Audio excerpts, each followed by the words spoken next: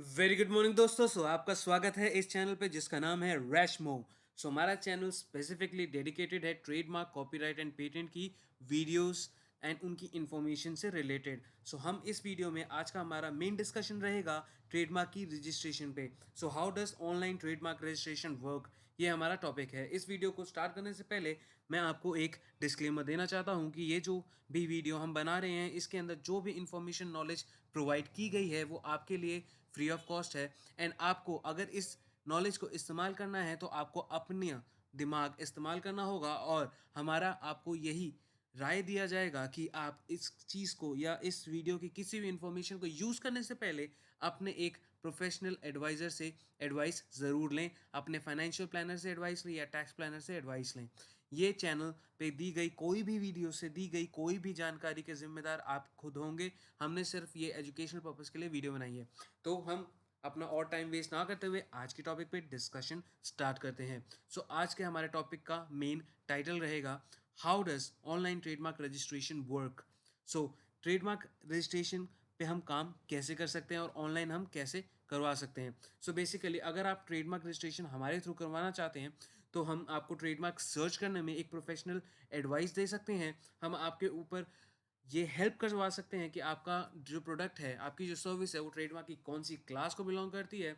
हम ये आपको as a free consultancy provide कर सकते हैं। एंड देन हम आपको रेगुलर अपडेट्स प्रोवाइड करते रहेंगे अगर आप हमारे इस चैनल को सब्सक्राइब कर लेते हैं। तो आइए इस वीडियो को शुरू करते हैं। How does online trademark registration work. Main topic इसके अंदर जो भी हम डिस्कस करेंगे उसके अंदर कवर होगा overview, how to apply detail process, documents required, registration process, trademark के सिंबल्स क्या होते हैं, फ्रीक्वेंटली आस्क्ड क्वेश्चंस जो आपको डाउट्स कौन कौन से कॉमन ऐसे डाउट्स हैं जो आपको आएंगे, और वाई आप हमारी सर्विस यूज़ कर सकते हैं। आइए देख, पहला हमारा मेन बात है ओवरव्यू लेते हैं ट्रेडमार्क के ऊपर। Trademark registration online in India and overview. ये जो मेन हेडिंग है इसको हम डिस्कस करते हैं। आइए, एक ट्रेडमार्क को हम डिफाइन कर सकते हैं एज अ यूनिक आइडेंटिटी जो कि हमारा प्रोडक्ट को और सर्विस को बाकी सबसे स्टैंड आउट करने में हेल्प करता है। ये जो यूनिक आइडेंटिटी या फिर एक्सप्रेशन है, ये हो सकता है एक लोगो, एक photograph, slogan, word, sound, smell, colour combination और ग्राफिक्स। देखिए, ट्रेडमार्क जो होता है वो ये यूनिक आइडेंटिटी को क्रिएट कर सकता है। इस यूनिक आइडेंटिटी को क्रिएट करने के लिए आप लोगो इस्तेमाल कर सकते हैं, किसी भी चलचित्र का इस्तेमाल कर सकते हैं, किसी स्लोगन का इस्तेमाल कर सकते हैं। जैसे अमूल वाले करते हैं, अमूल दूध पीता है इंडिया, ये एक स्लोगन है। और आप किसी वर्ड का कर सकते हैं जैसे जयश्री। आप किसी साउंड को भी कर सकते हैं, जैसे आप कार्टून्स देखते थे उसके अंदर एक शेर आता था, उसकी साउंड का भी ट्रेडमार्क लिया जा सकता है। Smell, colour combination and graphics, visual जो चीज़ें होती हैं उनका भी ट्रेडमार्क ले सकते हैं। अब देखिए, जो आजकल ज़्यादातर बिजनेसेस हैं वो अपना जो लोगो है और नाम उसी के ऊपर ज़्यादातर ध्यान देते हैं, क्योंकि उससे आपके बिजनेस की ब्रांड बनती है, लोगों तक रीच पहुंचती है, उनका फुटफॉल बना रहता है। अब देखिए, अगर आपके दिमाग में कोई भी यूनिक आइडिया है, लोगो है, देन उसके बाद the only way to protect is, उसको एक ही रास्ता रहेगा प्रोटेक्ट करने का, वो है ट्रेडमार्क कराना या फिर उसका पेटेंट करवा लेना। अब देखिए, जो रजिस्टर्ड ट्रेडमार्क होता है वो आपका बिजनेस का इंटेलेक्चुअल प्रॉपर्टी होता है या फिर इंटेंजिबल एसेट बोला जाता है। इंटेलेक्चुअल प्रॉपर्टी उस प्रॉपर्टी को बोला जाता है जिसको आप छू नहीं सकते पर वो एक्चुअल में एग्जिस्ट करती है, उसकी एक मार्केट वैल्यू होती है। जो ट्रेडमार्क हम रजिस्टर कराने के लिए कॉस्ट देते हैं वो आपकी कॉस्ट नहीं होती, इस इंटेलेक्चुअल प्रॉपर्टी की वजह से वो आपकी एक इन्वेस्टमेंट बन जाती है। नाउ जैसे ही आप अपना ट्रेडमार्क रजिस्टर करवा लेते हैं, वो एक प्रोटेक्टिव कवर की तरह काम करता है आपकी कंपनी की इन्वेस्टमेंट को, जो कि आपने करी थी उस ब्रांड या लोगो को रजिस्टर कराने में, अपनी गुडविल बनाने में। अब देखिए, इंडिया के अंदर जो ट्रेडमार्क है वो रजिस्टर कराया जाता है controller general of patent design and trademarks, ministry of industry and commerce के अंडर, गवर्नमेंट ऑफ इंडिया के थ्रू। अब देखिए, आप रजिस्टर करा सकते हैं ट्रेडमार्क को अंडर द एक्ट। जो एक्ट बना गया है उसका नाम है द ट्रेडमार्क एक्ट 1999। 1999 में इसकी अमेंडमेंट आई थी, पुराने ट्रेडमार्क एक्ट को हटा दिया गया था, ये नया ट्रेडमार्क एक्ट लाया गया था विद नए प्रोविजंस, जिससे कि आपका ब्रांड और मजबूती से बचा रहेगा। अब देखिए, जो आपका रजिस्ट्रेशन है उसके बेनिफिट क्या रहते हैं। जो आपका रजिस्ट्रेशन है वो आपको प्रोवाइड करेगा right to sue against others who try to copy your trademark. जो भी ट्रेडमार्क आपका कॉपी करना चाहेंगे, आपके पास राइट रहेगा कि आप उनके अगेंस्ट लीगल एक्शन ले सकते हैं, अपना कंपनसेशन ले सकते हैं। अब देखिए, हम जब एक बार ट्रेडमार्क को रजिस्टर करा लेते हैं, उसके बाद से हम ये आर का सिंबल इस्तेमाल कर सकते हैं। और ये सिंबल जो है हमारे पास, जो हमारा रजिस्टर्ड ट्रेडमार्क होता है, वो 10 साल के लिए वैलिड होता है from the date of registration. अब यहाँ पे डाउट ये आता है कि आपकी डेट ऑफ रजिस्ट्रेशन को माना क्या जाएगा। सो आपकी जो डेट ऑफ रजिस्ट्रेशन है वो आपकी एप्लीकेशन डेट से काउंट करी जाती है। अगर सपोज आपने 2011 में ट्रेडमार्क अप्लाई करा था और आपको 2019 के अंदर क्लियरेंस मिलती है, रजिस्ट्रेशन सर्टिफिकेट मिलता है, तो आपकी वैलिडिटी 2021 तक ही मानी जाएगी। इसका मतलब आपकी 2021 के अंदर जो आपको 2 साल रहते हैं, आपको उसके बाद से अपना ट्रेडमार्क को फिर से रिन्यू कराया जाता है। अब देखिए, अगर आप हमारी सर्विस लेते हैं तो आप 3 दिन के अंदर अंदर अपना ट्रेडमार्क के लिए एप्लीकेशन सबमिट कर सकते हैं। पर जो ट्रेडमार्क की जो एक्चुअल टाइमिंग होती है वो अप टू 2 साल तक ले लेती है। ये डिपेंड करता है कि आपके ऊपर ऑब्जेक्शन कितने रेज हुए हैं, आपकी हियरिंग कितनी गई है। अब देखिए, जो ट्रेडमार्क रजिस्ट्रेशन होती है, अगर उसकी एक्सपायरी डेट पास में है तो, और मान लीजिए कि वो एक्सपायर होने वाला है, तो उसको री रजिस्टर करवाया जा सकता है अगले 10 सालों के लिए। तो ये इनडेफिनेट पीरियड के लिए चला जाता है। जो आपका पेटेंट होता है वो सिर्फ 20 साल के लिए ही रजिस्टर होता है, उसकी कोई रिन्यूअल नहीं होती है। बट ट्रेडमार्क एक ऐसा होता है जिसकी 10 साल तक फर्स्ट रजिस्ट्रेशन होती है, उसके बाद अगेन उसकी री रजिस्ट्रेशन चलती रहती है, चलती रहती है, चलती रहती है, जब तक आप उसको करवाना चाहें, 10 10 साल के गैप में। अब आइए सेकेंड क्वेश्चन पे आता है, हम ट्रेडमार्क में क्या क्या कर सकते हैं। व्हाट कैन यू ट्रेडमार्क, मतलब हम ट्रेडमार्क किस किस चीज़ का करा सकते हैं और कौन अप्लाई कर सकता है ट्रेडमार्क के लिए। सो देखिए, according to the trademark rules in India, items like sound, logo, words, phrases, colors, images, symbols, initials और combination of all these can be trademarked। मतलब कि आप किसी साउंड को, आवाज़ को, लोगों को, शब्दों को, लाइनों को, रंगों को, चित्रों को और किसी भी आकार को या फिर इनिशियल्स को, या इन सब का कोई भी मेल जोल जो कॉम्बिनेशन बनता है, उसको आप ट्रेडमार्क करवा सकते हैं। अब देखिए, ये जो भी चीज़ें आप इस्तेमाल करेंगे, ये आपके बिजनेस को एक यूनिकनेस देनी चाहिए। ये इसकी मेन कंडीशन होती है। देखिए, all of these should be made use to make your business stand out from the rest. अब आते हैं नेक्स्ट पे, a trademark application can be done by. अब देखिए, ट्रेडमार्क रजिस्ट्रेशन कौन कौन कराता है। तो ट्रेडमार्क रजिस्ट्रेशन करवा सकती हैं प्राइवेट फर्म्स, इंडिविजुअल्स, आपके और मेरे जैसे लोग, कंपनीज करवा सकती हैं जो प्राइवेट लिमिटेड लिमिट या फिर पब्लिक लिमिटेड कंपनीज होती है, 1% कंपनी होती हैं, एलएलपीज करा सकती हैं, एनजीओज करा सकती हैं।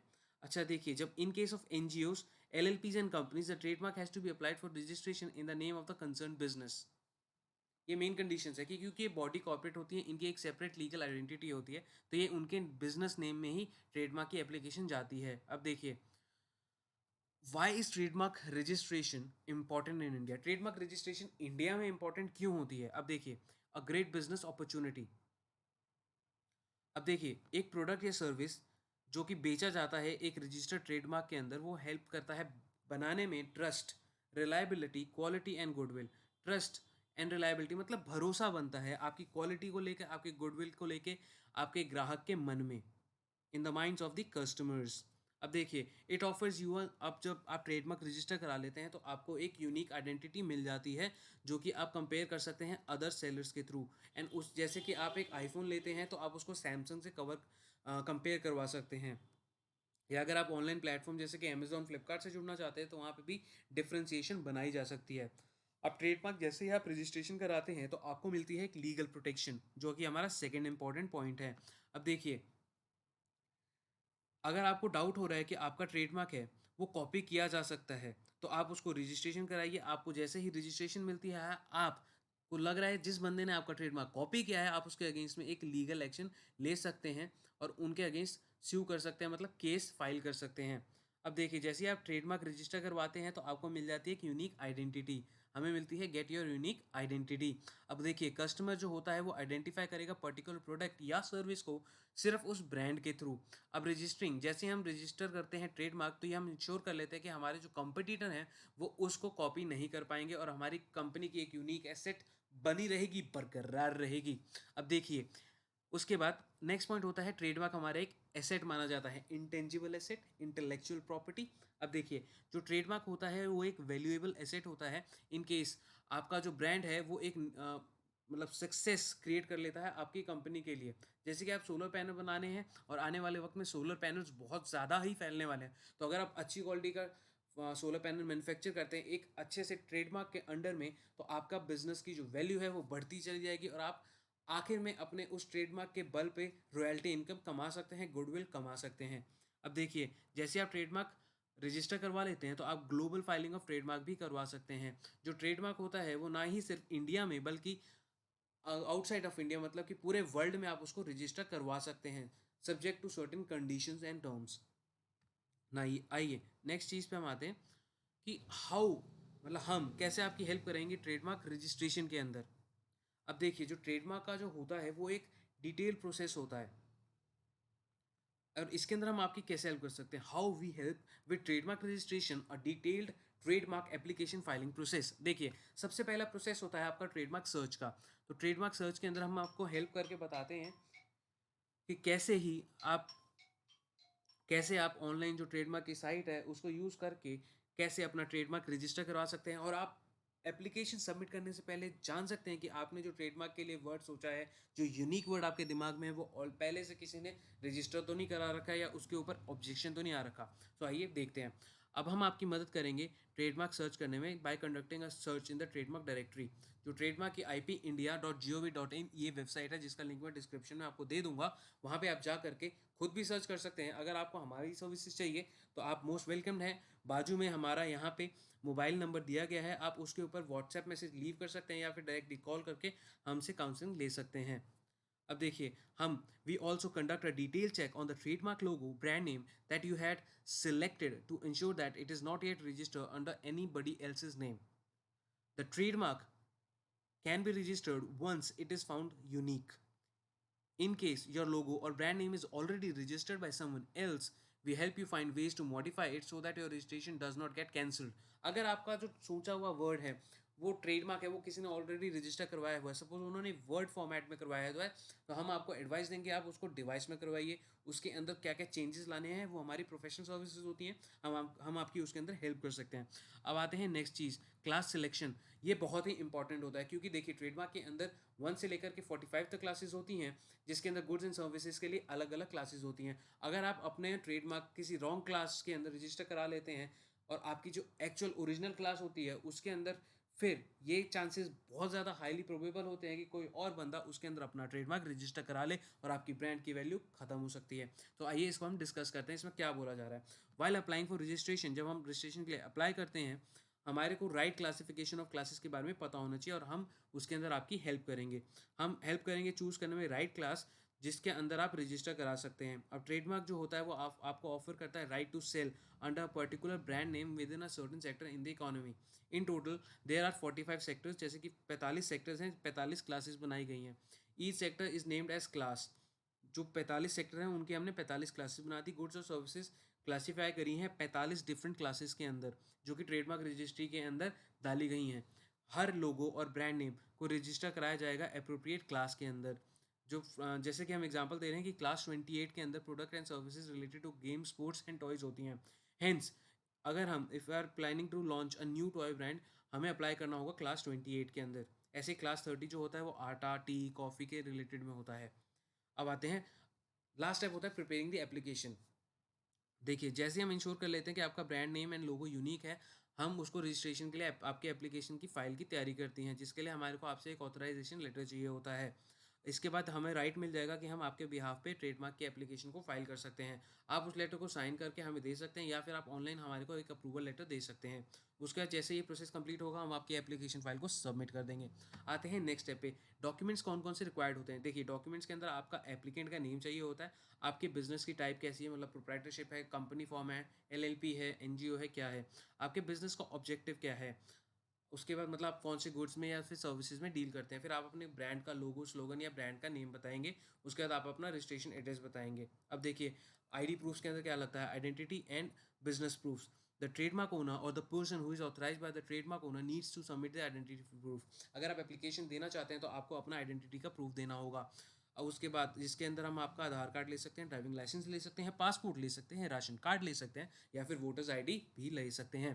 अब देखिए, आप चाहे तो लोगों को विद टैगलाइन भी इस्तेमाल कर सकते हैं। अगर एक ट्रेडमार्क एप्लीकेशन दी गई है एक टैगलाइन के साथ जिसके अंदर सिर्फ और सिर्फ वर्ड्स इंक्लूड हुए हैं, तो there is no need of a logo. अगर आप एक नॉर्मल वर्ड देते हैं जैसे कि माँ शीतला अगरबत्ती, तो ये एक नॉर्मल है, इसके अंदर लोगों की कोई ज़रूरत नहीं होती है।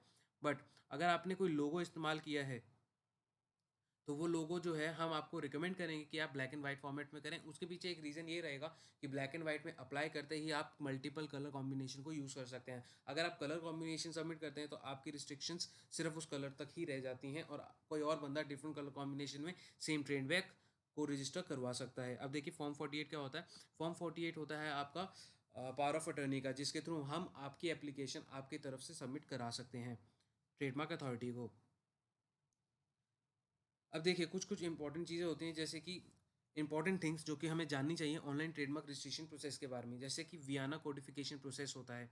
ये एक बहुत इंपॉर्टेंट प्रोसेस होता है। जैसे ही आपका एक ट्रेडमार्क होता है वो आपको अप्रूव कर दिया जाता है और उसके अंदर कुछ डिफरेंट डिज़ाइंस होते हैं, तो उसको वियाना कोड ऑफ कंडक्ट के हिसाब से उसको भेजा जाता है, जहाँ पे आपके स्पेशली मेड डिज़ाइन को एक कोड अलॉट कर दिया जाता है जिसके तहत उसको एक ट्रेडमार्क नंबर मिल जाएगा।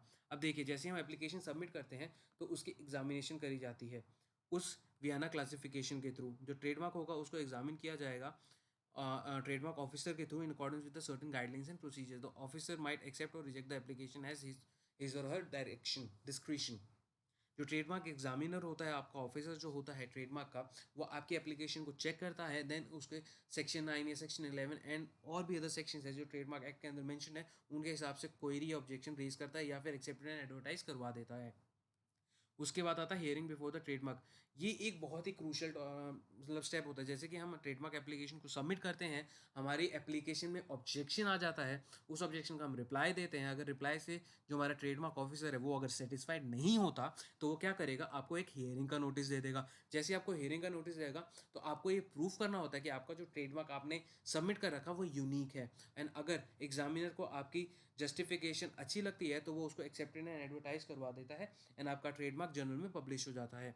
अब देखिए ट्रेडमार्क के सिंबल्स क्या होते हैं और उनके यूजेज क्या होते हैं। देखिए जो आर सिंबल होता है वो सिर्फ उन्हीं लोगों को मिलता है जिनका ट्रेडमार्क रजिस्टर्ड होता है।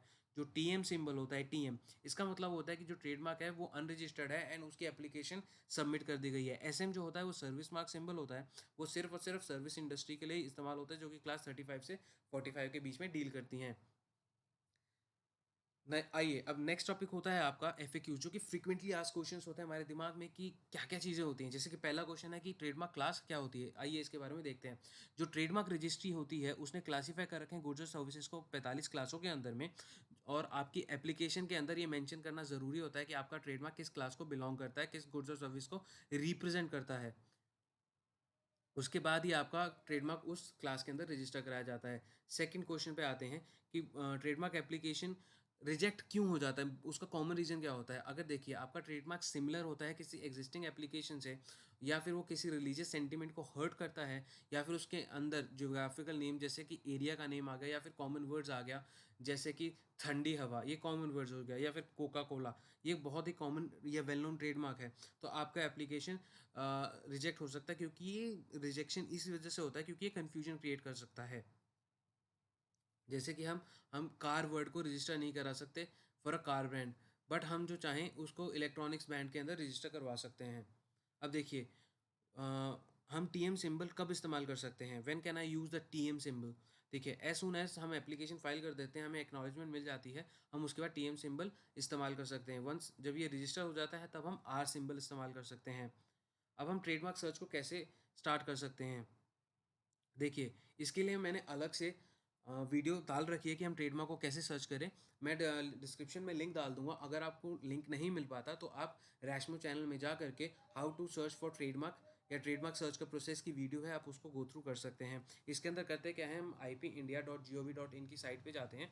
उस साइट पे जाने के बाद पब्लिक सर्च में जाते हैं। पब्लिक सर्च में हम अपना क्लास एंड नेम को एंटर करके रन करते हैं। उसके बाद हमारे को अलग अलग कैटेगरीज में जैसे कि abandon, refused, objected, accepted and advertise वाली कैटेगरीज में ट्रेडमार्क की एप्लीकेशंस दिखती हैं। अब देखिए हमारा ट्रेडमार्क जो है वो डिफरेंट क्लास में लिया जा सकता है, तो क्या हमारी रिजेक्शन आ सकती है, इसके चांसेस बहुत कम होते हैं। अब देखिए पढ़ते हैं। अगर हमारा ब्रांड नेम जो है वो ऑलरेडी रजिस्टर्ड है but under a different class, तो हमारे पास स्टिल चांसेस हैं, हम उसको रजिस्टर करा सकते हैं under unless the brand is too well known, जैसे कि मैकडोनल्ड्स है, फियाट है, लेट्स से है, ठीक है। हमारी एप्लीकेशन अगर हमारा ट्रेडमार्क वेल नोन वालों से नहीं मैच करता तो बहुत चांसेस होते हैं कि हमारा ट्रेडमार्क एक्सेप्ट हो सकता है। देखिए, what if someone has a similar word trademark, अगर किसी के पास सिमिलर वर्ड ट्रेडमार्क है तो अभी देखिए क्या होता है, you can't get the word but all is not lost. हमें वो वर्ड तो नहीं मिल सकता, पर इसका मतलब ये नहीं है कि हम एप्लीकेशन से को सबमिट नहीं कर सकते। अब देखिए, हम इसकी जगह क्या कर सकते हैं, इसका जगह ऑल्टरनेट ये हो सकता है कि हम एक यूनिक डिज़ाइन को दें, हम एक यूनिक लोगो को डिज़ाइन करवाएं और उसके अंदर हम अपना नाम इस्तेमाल करते हैं। जैसे कि BMW जो है वो एक लग्जरी ब्रांड को बिलोंग करता है, और जो BMW है वो लोगों के अंदर है। अब क्या क्या बोल सकते हैं, हम इसके पीछे मिस्टर BMW लगा करके इसको अप्लाई करवा सकते हैं। ये एक एग्जांपल है, ऐसा करते नहीं है। अब देखिए, क्या हम गारंटी ले सकते हैं कि हम आपका ट्रेडमार्क एप्लीकेशन अप्रूव ही करवाएंगे? देखिए, ये गवर्नमेंट की जजमेंट के ऊपर डिपेंड करता है। हम जस्ट एक उनको रिक्वेस्ट कर रहे होते हैं, वो उस रिक्वेस्ट को एक्सेप्ट या रिजेक्ट करें ये गवर्नमेंट के हाथ में होता है। हम सिर्फ आपकी फ़ाइल को मजबूत बनाने में हेल्प कर सकते हैं। क्या हम ट्रेडमार्क अपने नाम पे इस्तेमाल करते हैं? देखिए, many startup founders register in their own names while large businesses would prefer to do so in the name of the company. This is because of the future of a startup is always in doubt if owned by the founder. The trademark would be valid regardless of the state of the company. A trademark license agreement is however needed in this case. देखिए, trademark के अपने नाम में register कराना चाहिए जी। अगर आप छोटे लेवल पे बिजनेस कर रहे हैं तो ट्रेडमार्क आपको अपने नाम पे ही रजिस्टर करा लेना चाहिए। पर जो बड़े बड़े इस्टेब्लिश ब्रांड होते हैं जैसे कि रिलायंस है, तो वो अपने ट्रेडमार्क को कभी भी अपने नाम पे डायरेक्टली नहीं करते, क्योंकि इनके बड़े बड़े प्रोजेक्ट चल रहे होते हैं। तो एक ही छोटी कंपनियों को, जो कि ब्रांड मैनेजमेंट कंपनीज होती हैं, उनके थ्रू अपने ट्रेडमार्क की एप्लीकेशन कराते हैं। जैसे ही वो ट्रेडमार्क अप्रूव हो जाता है, ये असाइनमेंट के थ्रू उस ट्रेडमार्क की ओनरशिप को अपने पे ट्रांसफर करवा लेते हैं। अब देखिए, डिफरेंट काइंड्स ऑफ ट्रेडमार्क कैसे कैसे होते हैं। देखिए, ट्रेडमार्क एक सिंबल और उस सब का होता है। अगर आपका आर्ट से रिलेटेड होता है तो वो कॉपीराइट में होता है, अगर इन्वेंशन है तो वो पेटेंट में कवर होता है। अब देखिए, क्या ऐसे 7 रीजंस हैं, व्हाट आर द 7 रीजंस जिसकी वजह से हमारे को ट्रेडमार्क रजिस्टर कराना चाहिए? इसके लिए मैं एक सेपरेट वीडियो बनाऊंगा और उसका लिंक मैं डिस्क्रिप्शन में डाल दूंगा जैसी वो वीडियो बन जाती है। अब देखिए, एक एलिजिबिलिटी क्या होती है ट्रेडमार्क के लिए? एलिजिबिलिटी हमारे को तभी, एलिजिबिलिटी का कोई क्राइटेरिया नहीं होता। इसके लिए आपको पब्लिक सर्च पे जाना होता है, सर्च करना है आपका मैच है कि नहीं है, देन आपको सबमिट करना होता है, देन ये गवर्नमेंट के हाथ में होता है। अब देखिए, वाई रैशमो, हमारी हेल्प आप क्यों लेंगे?